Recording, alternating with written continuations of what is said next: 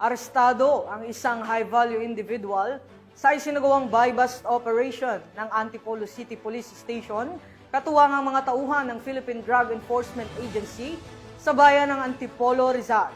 Magbabalita dyan si Patrolman Joshua Cruz. Kumpay na naaresto ng City Drug Enforcement Team ng Antipolo Component City Police Station ng isang pusher at high-value individual na kanilang kinilala bilang si alias Kuya, 28 taong gulang, residente ng Barangay Kupang, Antipolo City. Naganap ang operasyon bandang alas 4:30 ng hapon noong Agosto 15 taong kasalukuyan sa Barangay Kupang, Antipolo City sa bisa ng buy-bust operation na may koordinasyon sa PIDEA.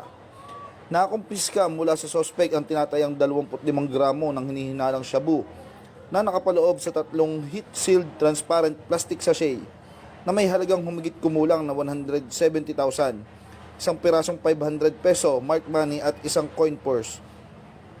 Sa kasalukuyan, si Robles ay nasa kustudiya ng Antipolo Custodial Facility habang inihahanda ang kaukulang kaso laban sa kanya para sa paglabag sa Section 5 at 11 ng Article 2 ng Republic Act 916-BAB o ang Comprehensive Dangerous Drugs Act of 2002.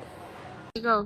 Mula dito sa Calabarzon, ako po ang inyong Police News Network Correspondent, Patrolman Joshua Cruz, alagad ng batas, tagataguyod ng Balitang Pulis.